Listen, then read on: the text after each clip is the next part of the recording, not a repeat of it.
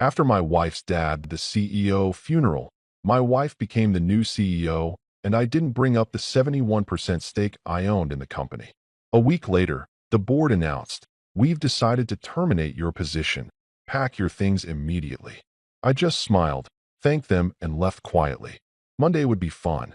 I stood in the back of St. Alden's Cathedral, wedged between a marble column that probably cost more than most people's cars and a potted fern that looked like it was judging me, pretending to mourn my late father-in-law, Charles Montgomery, founder, former CEO, and the only person in the Montgomery family who actually knew what a balance sheet was. The whole scene felt like a corporate-sponsored production of a Greek tragedy, complete with dramatic organ music that was somehow both too loud and not loud enough to drown out the performative sniffling happening in the front rows. To everyone else in this overpriced mausoleum of fake grief and real Botox, I was just the son-in-law with no real job, the guy who married into money and then had the audacity to not immediately transform into Gordon Gekko. I'd overheard that exact phrase at least a dozen times over the past 3 years, usually whispered by board members who couldn't balance their own checkbooks without calling their accountants in a panic. To me, though, Charles had been both mentor and chess partner, the kind of guy who could explain derivative markets while simultaneously destroying you in 4 moves on the board. We'd spent years, actual years, sitting in his study, laughing at the board's incompetence over expensive scotch, secretly planning for the day the company would need saving from the very idiots who were supposed to be running it. Well, that day had come crashing through the door like the Kool-Aid Man on a mission, though no one in this cathedral full of crocodile tears and designer handkerchiefs knew I already owned 71% of Montgomery Industries, courtesy of Charles's last brilliant move. The old man had set up the perfect checkmate, and he wasn't even alive to see it play out. Somewhere in whatever afterlife he'd ended up in, I hoped he had a front row seat and a bucket of popcorn. As my wife, Elena, stood up front in her black designer dress, and I mean designer in the way that suggested she'd confused morning attire with red carpet at the Met Gala, the board members watched her like hyenas eyeing a fresh carcass. Seriously, if they'd been any more obvious about it, they would have started circling and laughing in that weird hyena way. I could practically see the dollar signs spinning in their eyes like slot machine reels. Victor Rothschild, the silver-haired chairman who looked like he'd been born wearing a three-piece suit, kept adjusting his tie and exchanging meaningful glances with the other vultures. Bryce Kellerman, whose personality could best be described as wet cardboard left out in a mild drizzle, was practically salivating, probably already mentally redecorating Charles's corner office.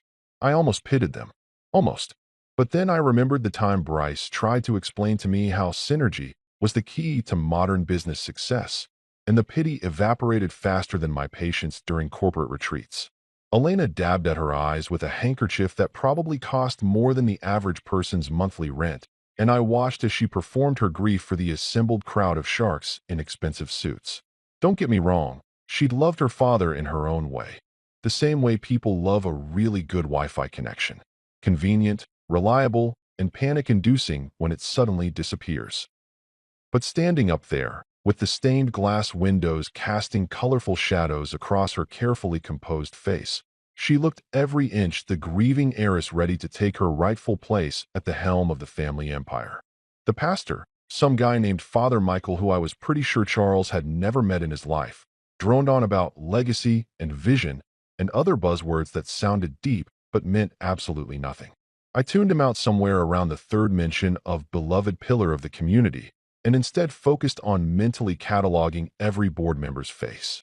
There was Victor, obviously, looking appropriately somber while probably calculating quarterly projections in his head. Bryce, trying to look sad, but mostly managing to look constipated. Margaret Shun, the CFO who actually knew what she was doing but was too much of a people-pleaser to ever stand up to the boys' club. And Gerald Foster, who I was 90% sure had been asleep for the last 20 minutes, his head bobbing gently to the rhythm of his own snoring. Behind me, I heard someone whisper, "I heard he doesn't even have a real position at the company. Just shows up sometimes and plays around on his computer." I recognized the voice, Stephanie something, from HR, who'd once asked me if I was Elena's personal assistant at a company Christmas party. I'd told her I was more of a professional disappointment, which she'd found hilarious until she realized I wasn't joking. The thing was, they weren't entirely wrong. I didn't have a flashy title or a corner office or business cards that I handed out at networking events like some kind of corporate Pokemon trainer. What I did have was Charles's trust, a degree in business management from Northwestern that I'd actually earned unlike some people I could mention, and a knack for seeing through bullshit that would have made a professional poker player jealous. Charles had recognized that early on, back when I was dating Elena, and everyone assumed I was just another gold digger with better hair. "You're not like the others," he'd told me once, after I'd spent an entire evening pointing out the flaws in the board's latest revolutionary strategy. "You actually give a damn about the company, not just the stock price." He'd taught me everything. The real business, not the sanitized version they taught in MBA programs. The late-night meetings with factory managers, the unglamorous work of actually understanding how things worked, the importance of knowing every employee's name, not just the ones who could help your career. And then, 3 weeks before he died, he pulled me into his study, poured us both 3 fingers of his favorite whiskey, and slid a folder across the desk. "I'm dying," he'd said, as casually as if he was commenting on the weather. "The doctors give me a month, maybe 2. And I'll be damned if I let those parasites tear apart everything I built." The funeral was wrapping up now, with Father Michael inviting everyone to join the family for a reception at the Montgomery estate, which was code for "come watch rich people eat expensive cheese and pretend to be sad." Elena was being helped down from the podium by Victor, who was laying on the concerned act a little too thick for my taste. The board members were already forming clusters, their grief masks slipping to reveal the calculating expressions underneath. I straightened my tie, a simple black one that Elena had criticized for being too plain, and whispered under my breath, just loud enough for the judgmental Fern to hear, "Rest easy, Charles. This circus is about to get interesting." A week later, Elena strutted into her new office, Charles's old office, though nobody was tactless enough to say it out loud. There were line items in here that made absolutely no sense unless you understood that consulting fees was code for Victor's nephew who literally does nothing, and operational restructuring costs meant we're paying ourselves extra for doing the bare minimum. I was 3 reports deep into what appeared to be a creative accounting scheme involving our manufacturing division when my phone buzzed. "Elena, party tonight, 7 p.m., Penthouse Ballroom. Be there." All caps, because apparently we were now communicating like we were stuck in a 2005 text message chain. "No, please. No, would you like to come?" Just a command delivered with all the warmth of a parking ticket. She threw a party that night to celebrate her coronation. Sorry, I mean appointment. And it was exactly the kind of soulless corporate schmoozefest you'd expect. The penthouse ballroom of the Montgomery building had been transformed into what I can only describe as nouveau riche meets desperate for approval, with ice sculptures shaped like the company logo that were already melting under the hot lights and creating little puddles of corporate symbolism on the marble floor. There was a champagne fountain, an actual champagne fountain, like we were at a wedding in 1995, and a string quartet playing classical music that nobody was listening to because everyone was too busy networking their faces off. The same board members who couldn't name a single factory employee if their stock options depended on it were suddenly gathered around Elena, toasting a new era and bold leadership and other meaningless phrases that sounded impressive but were essentially verbal wallpaper. Victor Rothschild was holding court near the bar, his silver hair practically glowing under the chandelier light, explaining to anyone who'd listen how he'd always known Elena had the vision to lead. This was the same guy who'd told Charles 6 months ago that women were too emotional for executive positions, but apparently death and dollar signs had a way of changing perspectives.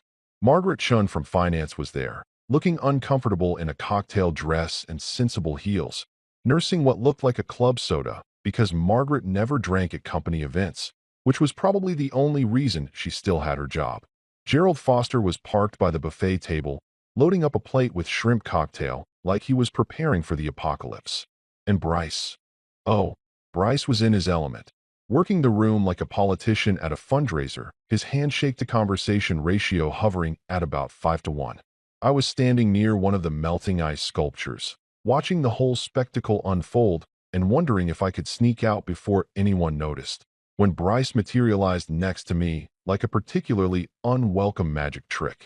He was holding a martini glass in one hand and wore the kind of smile that made you want to check if your wallet was still in your pocket. "Lucas," he said, way too loud for how close he was standing, the gin on his breath competing with his cologne in what could only be described as an olfactory assault. "Hell of a night, isn't it? Elena really knocked it out of the park with this one." "It's definitely something," I said, watching as a waiter tried to discreetly mop up champagne fountain spillage with a tablecloth. "Very her." Bryce took a long sip of his martini and then patted my back with the kind of patronizing sympathy usually reserved for golden retrievers who'd failed obedience school. "Tough luck, huh? From CEO's son-in-law to whatever it is you do here." He laughed at his own joke, which was really just mean-spirited observation disguised as humor, and I could see several other board members nearby, trying not to look like they were eavesdropping while absolutely eavesdropping. I smiled, the kind of smile I perfected over 3 years of dealing with people like Bryce, the one that said I was in on the joke even though I was the punchline. "Mostly breathing and collecting dividends," I said, keeping my voice casual and light. "It's exhausting, honestly. Sometimes I have to sit down." He laughed again, harder this time, like I'd just delivered the setup and punchline to the world's greatest joke, not realizing he'd just congratulated his boss. Behind him, I could see Victor watching our interaction with the intensity of a hawk eyeing a particularly slow rabbit, probably trying to gauge whether I was going to cause problems or just fade quietly into the wallpaper like a good little trust fund baby. The thing about being underestimated is that it's like having a superpower nobody knows about. While Bryce was busy mentally composing the story he'd tell at the next board meeting about poor Lucas and his little analyst job, I was calculating exactly how long it would take to dismantle his entire career. 3 weeks, maybe 4 if I wanted to be thorough about it. Charles had taught me that patience wasn't just a virtue. It was a weapon, and the best revenge was served so cold it gave people hypothermia. "How's Elena settling in?" I asked, because playing dumb was part of the game, and I'd gotten pretty good at it over the years. "Oh, she's a natural," Bryce gushed, and I wondered if he practiced being this obsequious in the mirror or if it came naturally. "Really gets the big picture, you know? Not getting bogged down in details. That's what we need. Vision, not micromanagement." Translation: she had no idea how to actually run a company, but as long as she signed whatever they put in front of her and looked good doing it, they were happy. The board had wanted a puppet, and in Elena, they'd found one with great hair and an Instagram following. Across the room, Elena was laughing at something Victor said, her hand on his arm in that calculated way she had of making everyone feel like they were the most important person in the room. She caught my eye for just a second, and I raised my glass in a small salute. She smiled back, but it didn't reach her eyes. It never did anymore. Friday came rolling around like a freight train nobody ordered, and I was called into the boardroom at exactly 9:30 in the morning, which I knew was intentional because nobody at Montgomery Industries did anything at 9:30 unless it was designed to ruin your entire day. The email had come from Victor's assistant, Patricia, a woman who'd mastered the art of passive-aggressive corporate communication to the point where she could make "please" sound like a threat. "Your presence is requested in conference room A," it read, with all the warmth of a restraining order. Conference room A was the big one, the intimidation chamber with floor-to-ceiling windows overlooking downtown Chicago, and a table so long you could land a small aircraft on it. It was where they held the really important meetings, the ones that decided whether subsidiaries lived or died, whether entire departments got axed, whether some poor schmuck in middle management was about to discover that restructuring meant we're replacing you with someone younger and cheaper. I'd only been in there maybe 5 times in 3 years, and each time I'd felt like I was walking into a trap designed by people who'd watched too many corporate thriller movies. The air smelled like burnt ego and cheap coffee. Somehow they'd managed to make the coffee situation even worse in the executive conference rooms, which I didn't think was physically possible, but here we were. 6 board members were already seated around that massive table like they were the Last Supper, except instead of Jesus and his disciples, it was a bunch of middle-aged white guys in suits that cost more than most people's monthly salaries and their token diverse hire, Margaret, who looked like she'd rather be literally anywhere else. Victor sat at the head of the table, naturally, because he'd probably sleep in that chair if his wife would let him. Bryce was to his right, wearing a smile that suggested he'd been practicing in the mirror for the past hour. Gerald Foster was half asleep as usual, which meant he was probably the smartest person in the room because at least he knew this was a waste of time. There were three others whose names I honestly couldn't remember, middle management types who'd been promoted beyond their competence and now spent their days trying to look busy and important. One of them, a guy with a comb-over that defied physics, was frantically taking notes on an iPad, even though nobody had said anything yet. The chairman cleared his throat dramatically, like a man who'd rehearsed this moment in front of a mirror multiple times, probably while wearing different ties to see which one made him look most authoritative. Victor Rothschild had always had a flair for the theatrical, which was hilarious considering his actual personality had the depth of a parking lot puddle.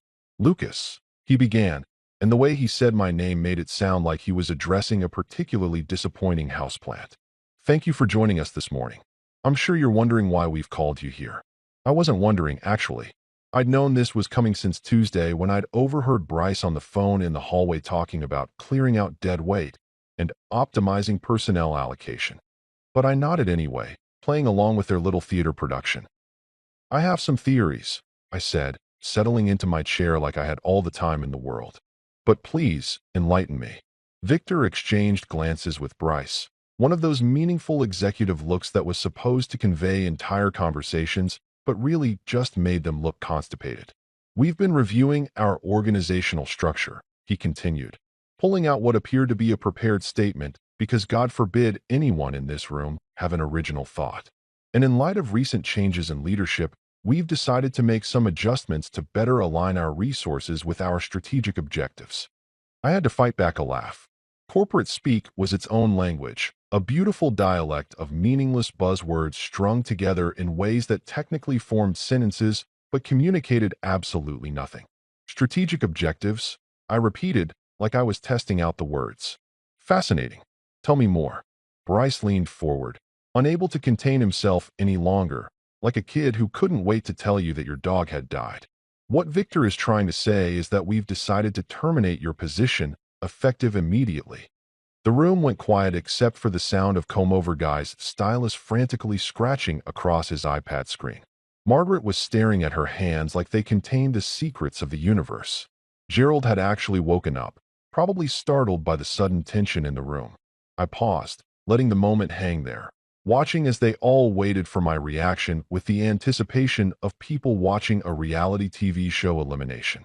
"Just like that?" I asked, keeping my voice neutral, curious even. "Yes," Victor said, and you could hear the pride in his voice, the satisfaction of a man who thought he'd just solved world hunger instead of firing someone from a meaningless analyst position. He straightened his tie, which was probably Hermes or some other brand that cost more than a decent used car. "We believe this is in the best interest of the company moving forward. You'll receive 2 months severance, of course, and we'll provide a positive reference should you need one for future employment opportunities." 2 months severance. How generous. How magnanimous. I was being fired from a job that barely existed in the first place, and they were acting like they were doing me a favor by throwing me some pocket change on my way out the door. I smiled, and I could see the confusion starting to creep into their expressions because I definitely wasn't reacting the way they'd expected. "Perfect," I said, and meant it. "I was worried you'd make it awkward." Bryce's smile flickered like a faulty light bulb. "I'm sorry. Awkward," I repeated, standing up and straightening my own tie, which was Brooks Brothers and cost a fraction of what theirs did, but somehow made me feel like I was wearing armor. You know, like you'd want to have a whole emotional conversation about it, or I'd have to sit through one of those HR exit interviews where they pretend to care why I'm leaving. This is much cleaner. I appreciate the efficiency. Their grins flickered in unison now, like someone had pressed a universal confusion button. Victor looked at Bryce. Bryce looked at Margaret. Margaret looked at her hands again like they might have developed the ability to teleport her out of this situation. They'd expected begging, panic, maybe tears. The whole firing ritual depended on the fired person playing their role correctly. Shock, denial, anger, bargaining. The whole Kubler-Ross greatest hits album. Instead, I was acting like they'd just told me I'd won the lottery. "You're taking this well," Victor managed, his forehead creasing in that way that suggested his Botox was working overtime. "Why wouldn't I?" I asked, gathering my things with the casualness of someone leaving a coffee shop, not a career. I picked up the pen they'd given me 3 years ago, a Mont Blanc that was supposed to signify my place in the Montgomery family, now just an overpriced writing instrument. It's just business, right? Nothing personal. You guys need to restructure, align resources, optimize whatever. I get it. Companies evolve. People move on.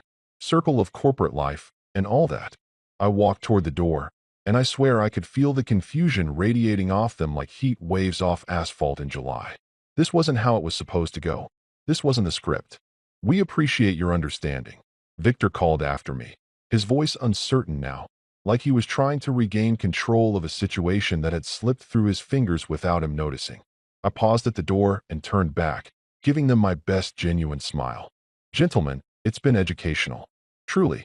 I've learned so much about corporate governance, strategic planning, and the creative limits of expense account fraud. Margaret actually choked on air at that one. I even waved at Marcus, the janitor, on my way out. Salt of the earth guy. Actually knows how to fix things instead of just breaking them.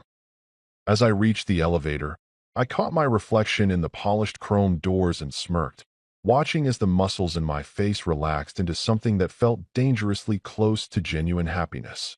Behind me, through the conference room's glass walls, I could see them all frozen in various states of bewilderment, probably trying to figure out if I'd just insulted them or complimented them or both.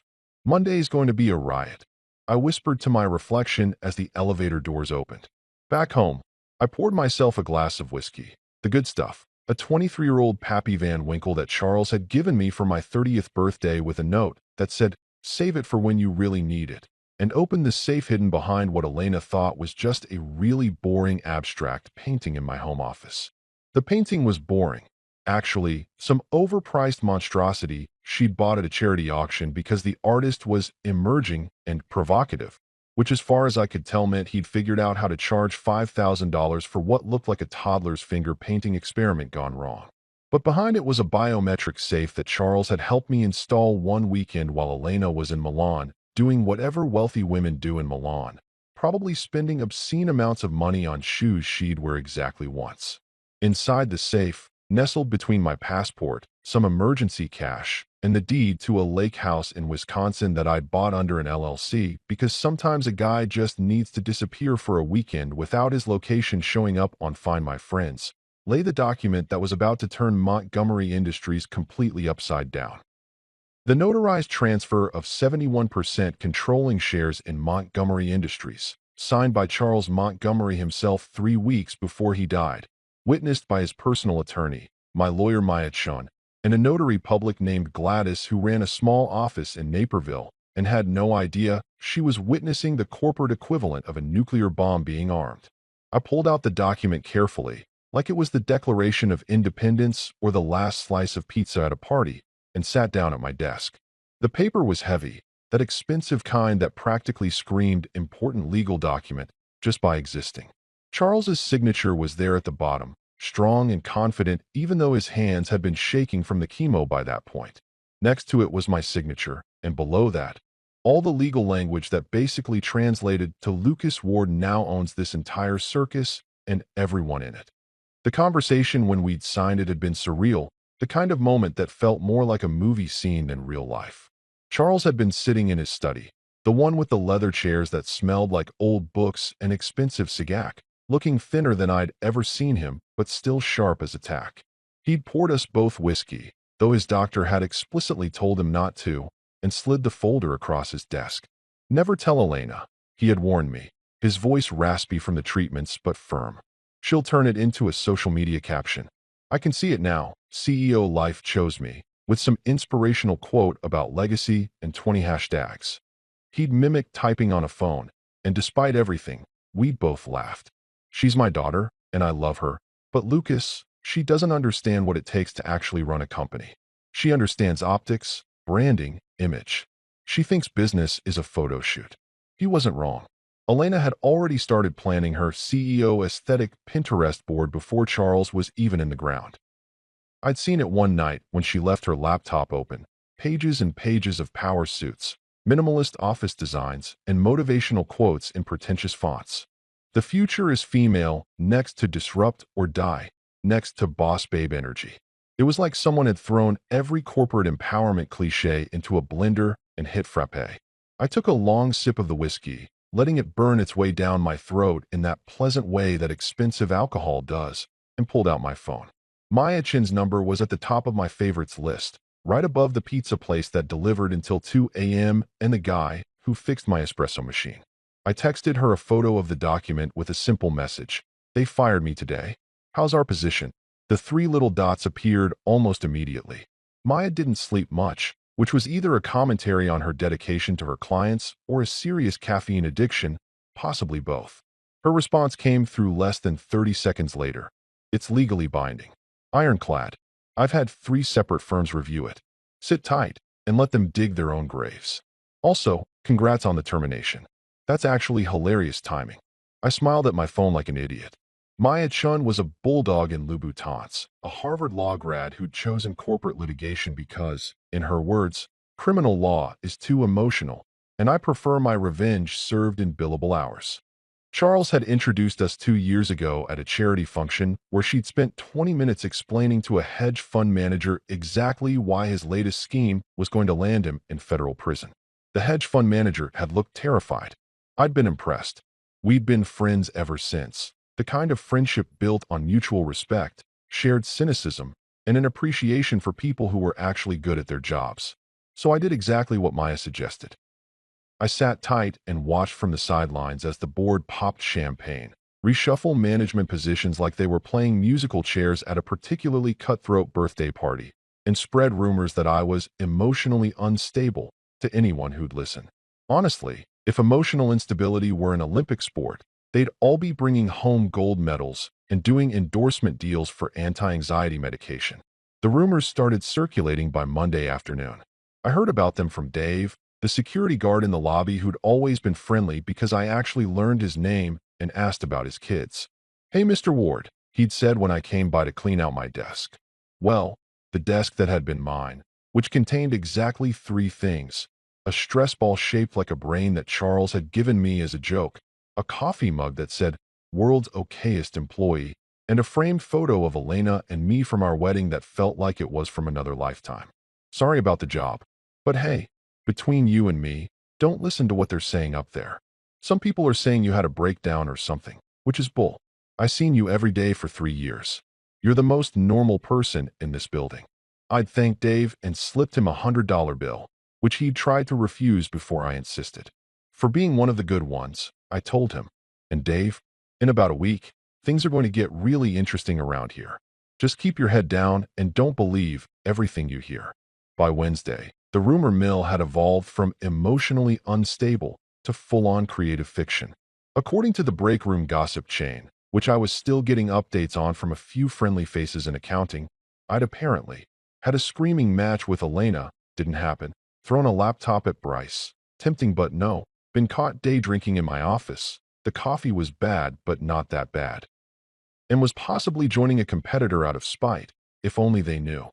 My personal favorite was the rumor that I'd been having an affair with someone from HR, which was both completely false and weirdly specific. HR Linda? Really? The woman was married with 3 kids and spent her lunch breaks doing CrossFit.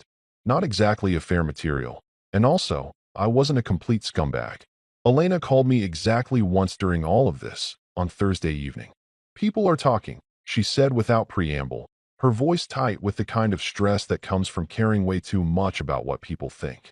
"People are always talking," I replied, watching the sun set over Lake Michigan from my apartment's balcony. "It's kind of their thing. They're saying you're unstable, that the firing was justified. Lucas, you're making me look bad." I almost laughed. Making her look bad. Like I was the one who'd orchestrated this whole thing. Like I'd fired myself just to be inconvenient.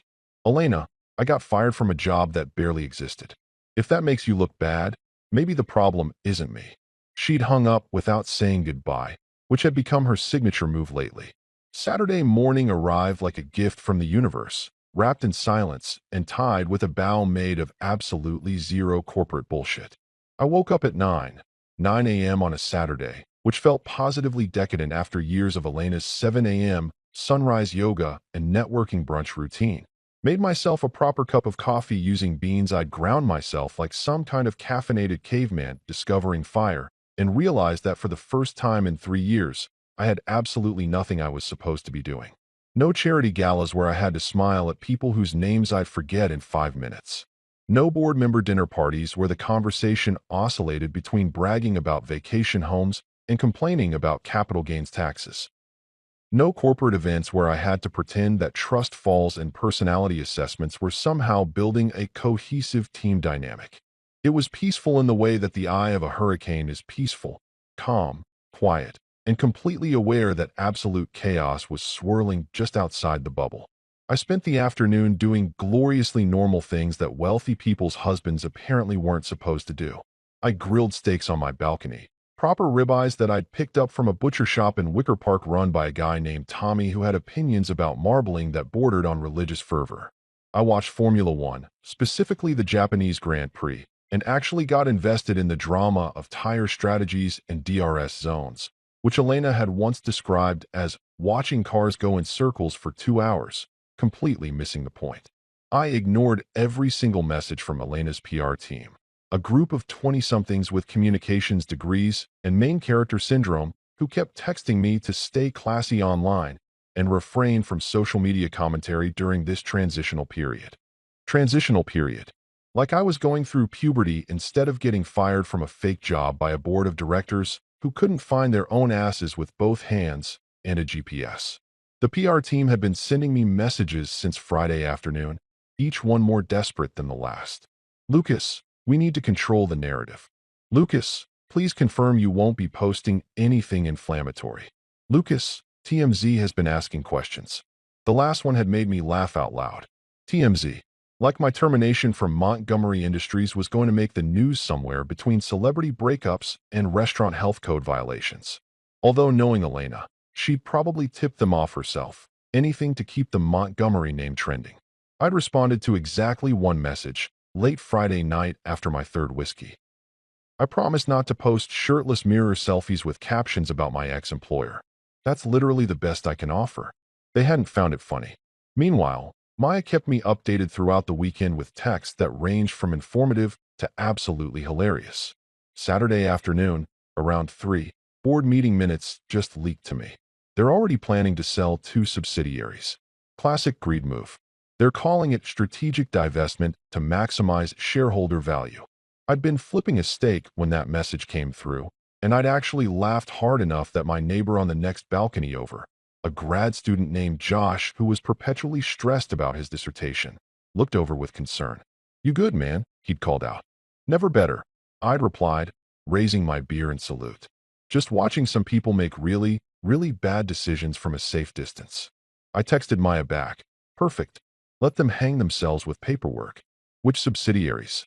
Her response was immediate.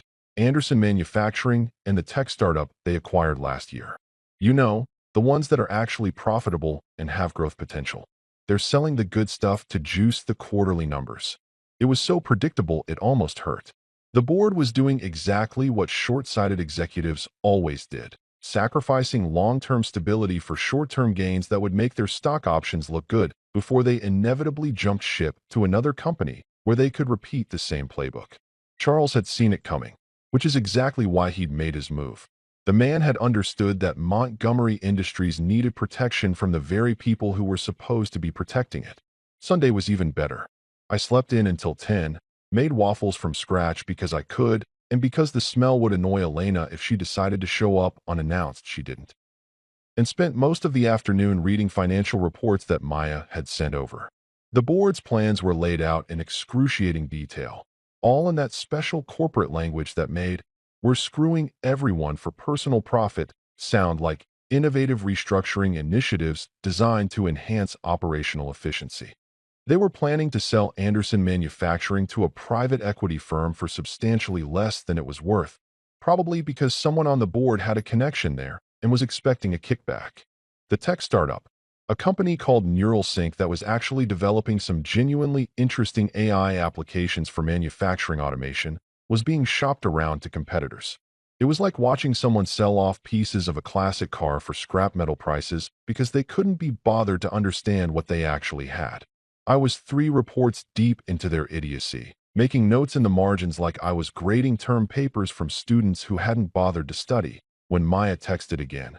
They're moving fast, trying to close both deals before end of quarter, which is in 3 weeks. Of course they are, I typed back. Can't let things like due diligence or fiduciary responsibility slow them down. You sound like you're enjoying this. Maya, I'm having the time of my life. This is better than Netflix. By Sunday night, I was on my couch, working through a particularly creative accounting scheme they'd cooked up to hide some of their more questionable expenses when my phone rang. Bryce Kellerman. I stared at his name on my screen for a solid 10 seconds, debating whether answering would be worth the entertainment value. Curiosity won. Bryce, I answered, putting him on speaker so I could continue reading. To what do I owe this unexpected pleasure? Lucas. Hey, buddy. His voice had that forced cheerfulness of someone who was either drunk or about to ask for something. Possibly both. How's the weekend treating you? Getting some rest after, everything? Oh, I said casually, flipping to the next page of board minutes. Just processing my emotions, contemplating my life choices, the usual post-termination activities. Also made waffles. They were excellent. There was a pause, like he was trying to figure out if I was being sarcastic. I was. I was always being sarcastic. That's great, man. Really great. Listen, I was actually calling because, well, tough week, huh? The whole termination thing. That must have been rough. I could hear the smile in his voice, that particular tone of fake sympathy that people use when they're actually delighted about your misfortune, but have to pretend otherwise for social convention reasons. It was the vocal equivalent of saying, bless your heart, in the South. Technically polite, actually condescending. Devastating, I replied, deadpan.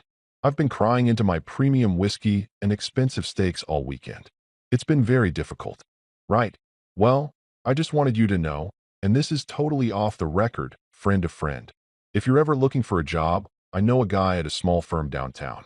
They're always looking for talented people, and I'm sure I could put in a good word for you. Help you land on your feet. I had to physically bite my tongue to keep from laughing. Bryce was offering me a job at a small firm, downtown, like he was doing me some enormous favor, like he was throwing a life preserver to a drowning man. The condescension was so thick you could cut it with a knife. That's kind, I said, and I meant it to sound sincere, but it definitely came out amused. Does he need someone to buy him out by Monday? Silence. Complete, beautiful silence. I'm sorry, what? The firm, I clarified, thoroughly enjoying myself now. Is he looking for an acquisition? Because I've got some capital freed up, and I'm always interested in investment opportunities. Small firms downtown can be real hidden gems if they're managed right. More silence. I could practically hear the gears turning in Bryce's head, grinding against each other like a transmission that was about to fail catastrophically. I think you might have misunderstood, he finally managed. I meant like an analyst position. Entry-level stuff. Something to get you back in the game. Oh, I understood perfectly, I said, still smiling. I just thought if we're talking about downtown firms, we might as well think big. But hey, if he needs an analyst, tell him to send me his info. I'm always happy to review opportunities. He didn't get the joke. Of course he didn't. Bryce Kellerman had never gotten a joke in his entire life unless it was explained to him in PowerPoint format, with supporting documentation. I put on my best Navy suit Monday morning. The one Elena once said made me look like a well-paid accountant, which at the time I'd taken as an insult, but now realized was actually perfect for what I was about to do. Accountants were underestimated, overlooked, the kind of people who quietly kept track of where all the bodies were buried, while everyone else was busy taking credit for things they didn't do. I paired it with a crisp white shirt, a burgundy tie that Charles had given me 2 Christmases ago, and cufflinks that had belonged to his father. Call it superstition, call it sentimentality, but I wanted him there with me in spirit when I walked into that boardroom and burned the whole thing down. The Montgomery building looked the same as it always did on a Monday morning. Glass and steel reaching up into the Chicago sky, like a middle finger to good taste and reasonable architecture, with the company logo emblazoned on the side in letters big enough to be seen from space. The lobby was packed with the usual Monday morning crowd. Junior executives trying to look important while clutching their Starbucks like security blankets, administrative assistants who actually ran everything while their bosses took credit, Maintenance workers who kept the building functioning while being completely invisible to everyone above the third floor. Security at the building stopped me before I even made it to the elevators, which was new and also completely expected. Dave, my buddy from the front desk, wasn't there. Instead, it was Marcus, the weekend guy who looked like he'd played linebacker in college and now took his job of standing intimidatingly very seriously. The escort turned out to be Janet from HR, the same Janet who'd processed my termination paperwork on Friday with the emotional investment of someone filing a TPS report. She looked like she'd rather be anywhere else, including possibly on fire, as she led me to the elevator bank. We rode up in silence, her clutching her tablet like a shield, me humming the theme song from The Good, The Bad, and The Ugly, because if you're going to have a showdown, you might as well have the right soundtrack. "This is highly irregular," Janet finally said as we approached the 32nd floor, which housed the executive offices and the main boardroom. "Janet, I appreciate that," I said sincerely. "I know this isn't in your job description.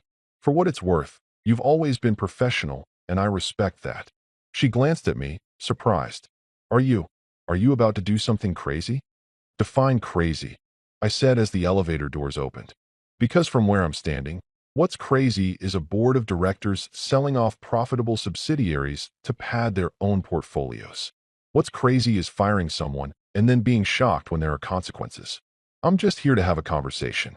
Minutes later, I walked into the boardroom, and the reaction was exactly what I'd hoped for. Every single face froze in that special way that faces do when the person you definitely weren't expecting shows up to the party. Bryce, who'd been mid-sip of his coffee, nearly choked on it, sputtering like an old lawn mower trying to start. Victor's expression cycled through confusion, recognition, and what I can only describe as the beginning stages of understanding that something had gone very, very wrong with his Monday morning plans. "Morning, gentlemen," I said cheerfully, setting my briefcase down on the table with a solid thunk that echoed in the suddenly silent room. "And Margaret, of course. Sorry, didn't mean to be exclusive there. Beautiful morning, isn't it? I actually saw a cardinal on my way in. They say that's good luck." The chairman, Victor, in all his silver-haired, perfectly pressed suit glory, squinted at me like I was a mirage that might disappear if he blinked hard enough. "You don't work here anymore," he said slowly, like he was explaining basic arithmetic to a particularly dim child. "True," I replied, pulling out a chair at the table. Not just any chair, but the one directly across from Victor, the power position that let me make eye contact with everyone. "Very true, Victor. You fired me on Friday. I remember it clearly.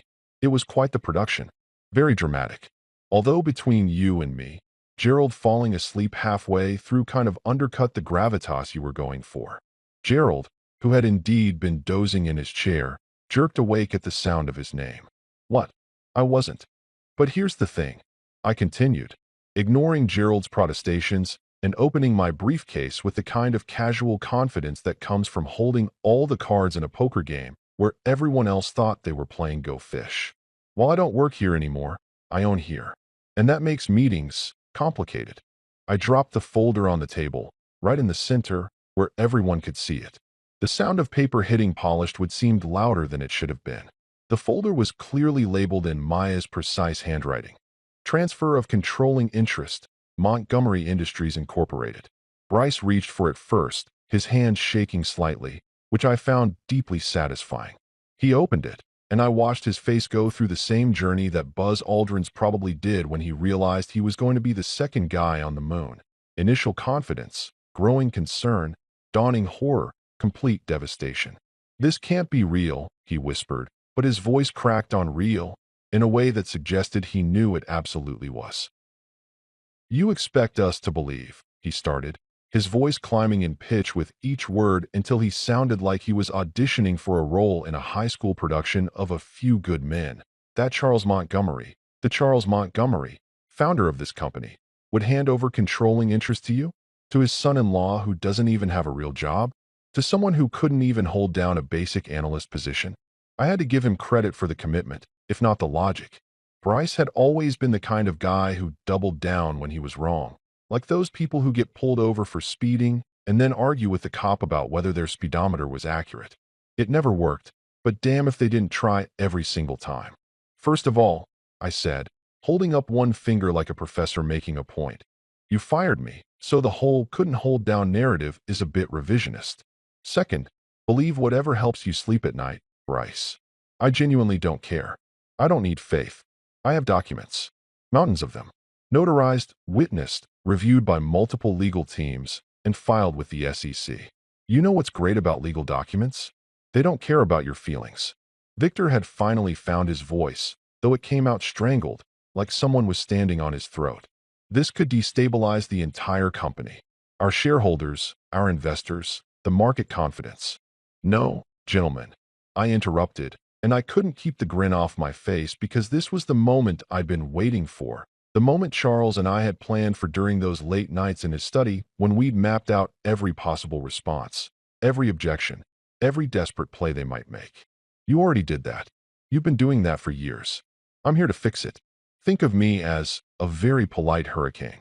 Margaret actually snorted at that, quickly covering it with a cough, when Victor shot her a death glare that could have melted steel.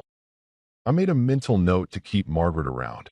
Anyone who could find humor in a corporate apocalypse was someone worth having on your team. A hurricane? Victor repeated, his voice dripping with disdain. You're comparing yourself to a natural disaster? Well, I was going to go with controlled burn or surgical strike, but hurricane felt more accurate given the circumstances, I said, leaning back in my chair. Besides, hurricanes are natural phenomena that clear out rot and decay. Seems appropriate. The door to the boardroom opened suddenly, and Patricia, Victor's assistant, the same woman who'd sent me the original termination meeting invitation, stuck her head in looking absolutely terrified. I'm so sorry to interrupt, Mr. Rothschild, but there's been a situation with... My phone buzzed loudly on the table, cutting her off. I glanced at the screen and felt my grin widen. Anderson Holdings. Perfect timing. The universe really did have a sense of humor. Actually, Patricia, don't worry about it, I said, picking up my phone. I think this might be related to your situation. I answered the call and deliberately put it on speaker, setting the phone down in the middle of the table where everyone could hear. Lucas Ward speaking. Mr. Ward, this is Victoria Hale from Anderson Holdings. Her voice came through crystal clear, all business and sharp edges. Victoria Hale was a legend in the investment world, the kind of woman who could smell bullshit from 3 states away and had made her fortune by being smarter and more ruthless than everyone else in the room. Charles had respected the hell out of her, which was saying something. I'm calling regarding the news about Montgomery Industries' ownership structure. We need to schedule a meeting. Today, if possible. I could see Victor's face losing color, draining from angry red to a pale gray that made him look like he was about to pass out or throw up, or possibly both. Anderson Holdings owned about 18% of Montgomery Industries' remaining shares, not controlling interest, but enough to matter, enough to make or break any major decision the board wanted to make. Of course, Ms. Hale, I said, keeping my voice professional, but making absolutely sure everyone in the room could hear every word. I'm actually in a board meeting right now, discussing the transition. How does 2 o'clock work for you? I can meet at your offices, or we can do a video call if that's more convenient. 2 o'clock is perfect. My offices. And Mr. Ward? Bring your attorney and your CFO. We have a lot to discuss regarding the current board's recent decisions. Absolutely. I'll have Maya Chun with me. She's my attorney. And I'll bring Margaret Chun as well, assuming she's willing to step into the CFO role officially. I glanced at Margaret, who looked like someone had just told her she'd won the lottery and been drafted into the army simultaneously. We'll see you at 2. Excellent. I look forward to working with leadership that actually understands fiduciary responsibility. The line went dead, but that last comment hung in the air like a grenade that had just had its pin pulled. The silence in the boardroom was deafening. You could have heard a pin drop, or in this case, you could hear Bryce's soul leaving his body through his mouth, which hung open like a broken mailbox. Did she just, one of the nameless board members started, imply that you've been failing at your basic legal obligations to the shareholders? I finished helpfully. Yeah, she did. Victoria is not really known for subtlety, one of her many charms. Bryce looked like someone had just told him that Santa Claus wasn't real, the Easter Bunny was a lie, and his childhood dog had actually been sent to a farm where they turned dogs into hot dogs. His entire worldview was crumbling in real time, and I was here for every second of it. This is insane, he whispered, but there was no fight left in his voice. It was the sound of a man realizing that the game was over and he'd lost spectacularly. You can't walk in here and take over the company that I legally own 71% of, I suggested. I think you'll find I can, actually. It's kind of what majority shareholders do. It's in the job description, right between attend meetings and fire incompetent board members. Gerald, who'd been silent this whole time, suddenly piped up from his corner. I think I'm going to retire, he announced to no one in particular. My wife's been wanting to travel. See Italy. Maybe learn to paint. This seems like a good time. Gerald, you can't just, Victor started. I absolutely can, Gerald interrupted, standing up with more energy than I'd seen from him in 3 years. I'm 72 years old. I've got more money than I can spend, and I don't need this stress. Lucas, it's been interesting. Good luck with this mess. Victoria Hale doesn't suffer fools, so clean house before that meeting. He nodded at me respectfully and walked out, leaving his portfolio and his coffee mug behind like artifacts from a previous civilization. The remaining board members looked at each other, the reality of their situation finally sinking in. They'd fired the majority shareholder, sold off valuable assets without his approval, and now the company's largest external investor wanted a meeting to discuss their recent decisions, which was corporate speak for explain why you're all idiots before we pull our money. Gentlemen, I said, standing up and buttoning my suit jacket. I think we all need to take a breath and reconvene.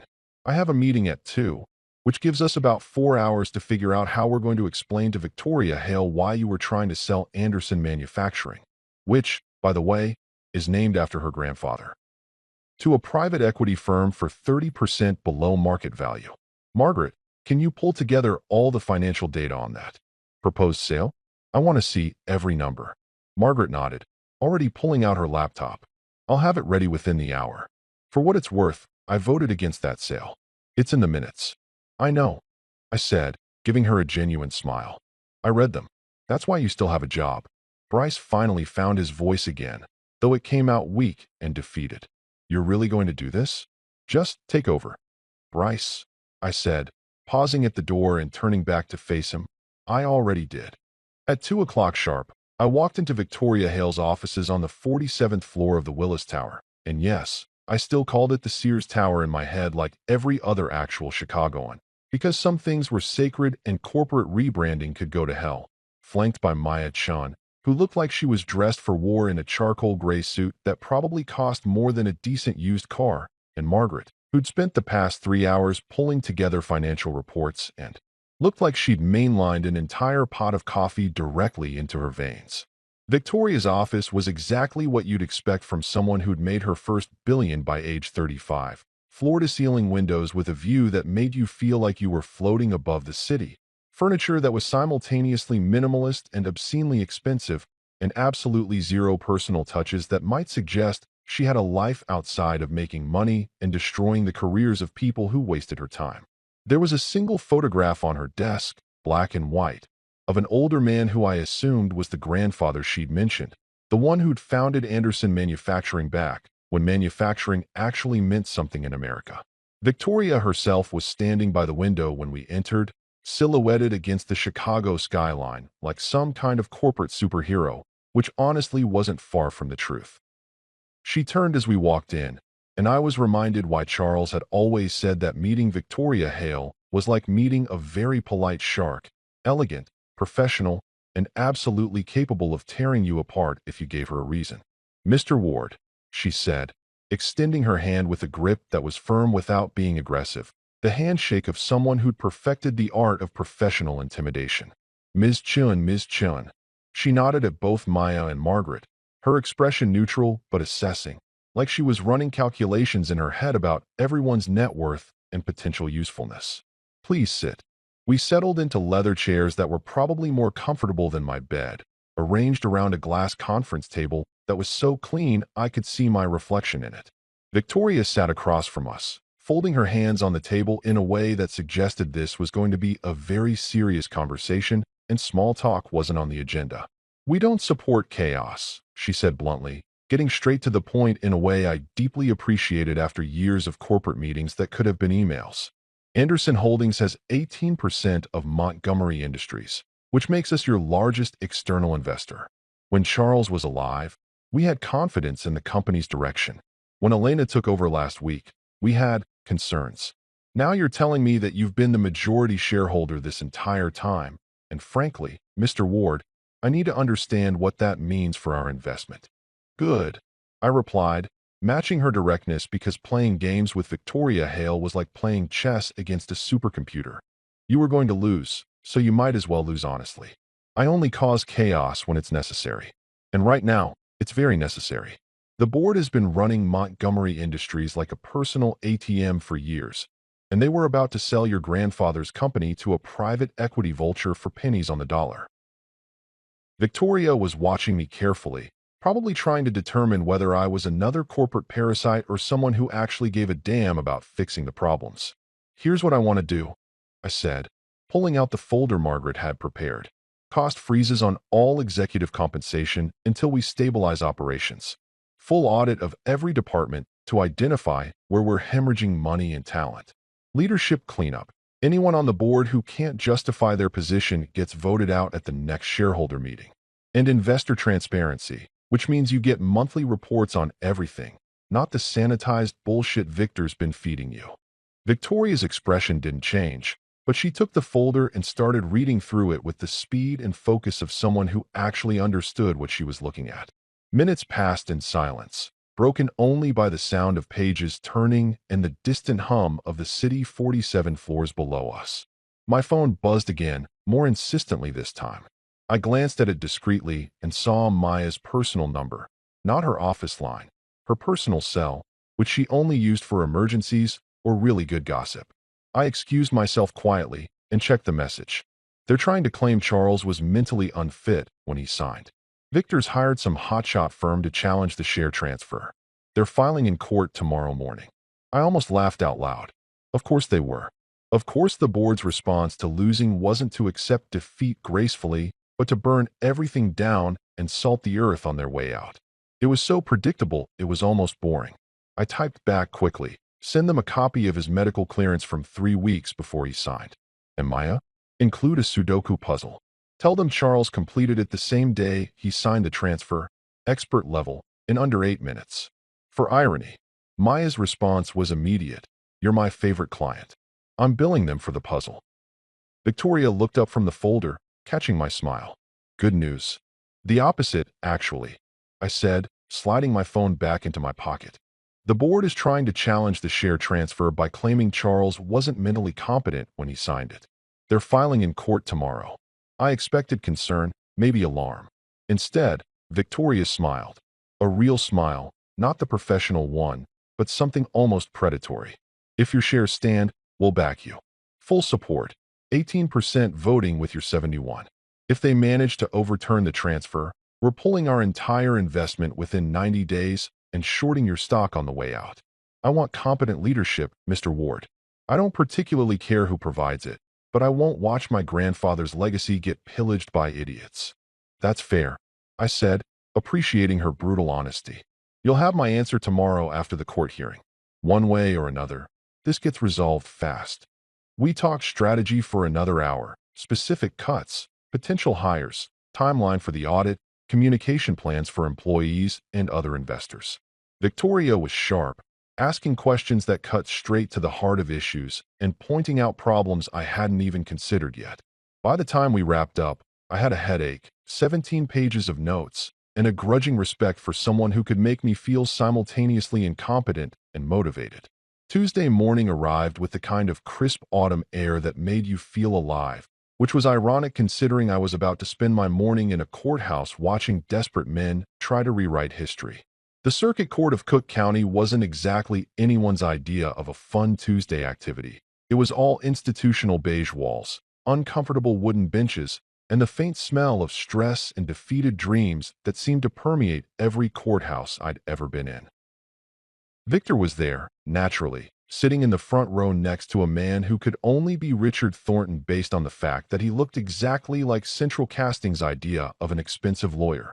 Silver temples, three-piece suit that probably cost more than most people's monthly rent, and an air of superiority that suggested he thought Judge Judy was lowbrow entertainment. Bryce was there too, looking like he hadn't slept well, which gave me a petty sense of satisfaction. Margaret had positioned herself on our side of the aisle, which was interesting and suggested she'd already made her choice about whose team she was on.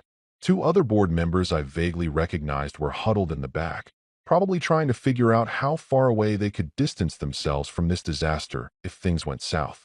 The bailiff called us to order, and Judge Patricia Morrison entered from her chambers. She was maybe 60, with gray hair pulled back in a no-nonsense bun and reading glasses perched on her nose that she looked over rather than through, which gave her a perpetual expression of being deeply unimpressed with everyone's bullshit. I liked her immediately. "This is case number 2025, CV 47362. The bailiff announced in that particular monotone that bailiffs seemed to universally possess. "Victor Rothschild and the Board of Directors of Montgomery Industries versus Lucas Ward, regarding the validity of share transfer agreements dated October 1st, 2025. Judge Morrison shuffled some papers on her bench, glanced at both legal teams, and sighed like she'd already decided this was going to be a waste of her morning. "Mr. Thornton, you're filing the challenge. Make it quick." Richard Thornton stood up with the kind of theatrical flourish that suggested he'd practiced this movement in front of a mirror, possibly multiple times. "Your Honor, we are here today because a grave injustice has occurred. Charles Montgomery, beloved founder of Montgomery Industries, was manipulated in his final days by his son-in-law, Mr. Lucas Ward, into signing away controlling interest in a multi-billion-dollar corporation. Mr. Montgomery was undergoing intensive chemotherapy, was on significant pain medication, and was not in any condition to make sound business decisions of this magnitude. Maya didn't even wait for the judge to call on her before standing up. "Your Honor, if I may." "Please do, Ms. Chun. Save me some time here." "Everything Mr. Thornton just said is demonstrably false and frankly insulting to Mr. Montgomery's memory," Maya said, and her voice had that particular edge that suggested she was about to make someone's day significantly worse. "We have medical clearance from Mr. Montgomery's oncologist, Dr. Sarah Patel, at Northwestern Memorial, dated the same day as the signing, confirming that he was of sound mind and not under the influence of any medications that would impair his judgment. We have testimony from the notary public, Gladys Henderson, who spoke with Mr. Montgomery at length and found him to be completely lucid and coherent. We have the testimony of his personal attorney, who was present for the signing and confirmed that Mr. Montgomery understood exactly what he was doing." And she paused for dramatic effect, pulling out a piece of paper with a flourish that matched Thornton's earlier theatrics. "We have a completed expert-level Sudoku puzzle that Mr. Montgomery finished the same day, in under 8 minutes, with perfect accuracy." I had to bite the inside of my cheek to keep from laughing at the expressions on the other side of the courtroom. Thornton looked like someone had just told him his law degree was being recalled. Victor's face went through approximately 7 different shades of red in rapid succession. Bryce just stared at the Sudoku puzzle like it was written in ancient Sumerian. "A Sudoku puzzle," Judge Morrison repeated, and I could hear the amusement in her voice even though her expression remained professionally neutral. "Ms. Chun, are you seriously submitting a Sudoku puzzle as evidence of mental competency?" "Your Honor, I'm submitting it as supplementary evidence along with the medical documentation, legal testimony, and notarized statements. But yes, a man who can complete an expert-level Sudoku puzzle in under 8 minutes is clearly capable of understanding a share transfer agreement. If Mr. Thornton would like to attempt the same puzzle under similar conditions to prove it's not indicative of mental acuity, I'm happy to provide one." Several people in the courtroom gallery actually laughed at that, including the court reporter, who tried to cover it with a cough. Judge Morrison's lips twitched, fighting a smile. Thornton adjusted his glasses, and there it was, Maya's tell, right on schedule, and tried to recover. "Your Honor, the timing is suspicious. Mr. Montgomery dies, and suddenly his son-in-law, who held no significant position in the company, owns 71% of it? This has all the hallmarks of undue influence and manipulation. The timing is suspicious because Mr. Montgomery knew he was dying and wanted to protect his company from exactly what's happening right now," Maya countered smoothly. "He watched his board of directors run Montgomery Industries like a personal piggy bank for years. He watched them prioritize short-term gains over long-term stability. He made a calculated decision to transfer controlling interest to someone he trusted, someone who actually understood the business, someone who wasn't going to sell off profitable divisions to pad quarterly reports. That's not manipulation, Your Honor. That's good business sense and foresight. Judge Morrison held up her hand, silencing both attorneys. I've reviewed the documentation submitted by both parties. Mr. By 11 o'clock Tuesday morning, I reconvened the board in the same conference room where they'd fired me exactly 4 days earlier, except this time the power dynamic had shifted so dramatically that you could practically feel the air pressure change. I walked in and sat down at the head of the table, Charles's old seat, the one Victor had been warming for exactly 1 week and had probably already ordered new cushions for, and watched as every board member filed and looking like they were attending their own funeral. Margaret looked relieved. Gerald was conspicuously absent, having already submitted his retirement paperwork via email with a subject line that just said, "I'm out." And the rest of them looked like someone had just explained cryptocurrency to them using only interpretive dance. "Bryce," I said, keeping my voice friendly and conversational, like we were discussing weekend plans instead of his imminent career implosion. "Your resignation is effective immediately. Don't forget your mug." I gestured to the world's best executive mug sitting in front of his usual seat, the one he'd bought for himself because apparently nobody else was going to give him that award. He opened his mouth, probably to protest or threaten or maybe just to catch flies, then closed it again. Opened it. Closed it. The man looked like a fish that had just realized it was no longer in water and didn't have any good options. Finally, he just stood up, grabbed his mug, and walked out of the boardroom with whatever dignity he could scrape together, which wasn't much. The door closed behind him with a soft click that somehow sounded louder than if he'd slammed it. Silence. Sweet, golden, absolutely beautiful silence filled the room like honey, thick and satisfying. Victor was staring at his hands like they might contain the answers to how his perfect plan had gone so catastrophically wrong. The other board members, I really needed to learn their names at some point. Or maybe I didn't, since half of them wouldn't be here next month. Were studying the table, the ceiling, their phones, anywhere but at me. "Okay," I said, pulling out the folder Margaret had prepared. "Let's talk about how we're going to fix this mess. First item, the Anderson manufacturing sale is canceled, effective immediately. Margaret, draft the letter to the PE firm. Keep it professional, but make it clear we're not interested now or ever. Second, the NeuralSync sale is also canceled. That company is actually innovative and useful, unlike some of the people in this room. Third, we're conducting a full operational audit of every department. Margaret's leading it, and she has my full authority to fire anyone who can't justify their position or their budget. That's going to take months." One of the nameless board members protested weakly. "Then we better get started," I replied cheerfully. "Oh, and all executive bonuses are frozen until we stabilize operations and employee retention. I know that's going to be tough for some of you, but I'm sure you'll manage to survive on your six-figure base salaries. Try cutting back on the golf club memberships if money gets tight." By afternoon, the press had picked up the story, and it spread through financial news sites like wildfire in a drought. "Fired executive revealed as 71% owner of Montgomery Industries" was the headline on Bloomberg. The Wall Street Journal went with "corporate coup," how Charles Montgomery's son-in-law took control from beyond the grave, which was a bit dramatic but not inaccurate. CNBC brought me on for a remote interview at 3 o'clock, and the anchor, a woman named Stephanie Chun who had a reputation for not suffering fools, asked me point blank, "Mr. Ward, your critics are saying this was a manipulation of a dying man. How do you respond?" I'd say my critics should read the medical documentation and the court ruling before making accusations they can't back up. I replied, sitting in the temporary office they'd set up for me while Charles's old space was being cleared out. Charles Montgomery was one of the smartest businessmen I've ever known, and he made a calculated decision to protect the company he built. If people want to call that manipulation, they're welcome to their opinion, but the law disagrees. And firing board members on your first day as acknowledged majority shareholder? Technically my fifth day, but who's counting? Look, Bryce Kellerman was trying to sell profitable divisions for personal gain. That's not management, that's looting.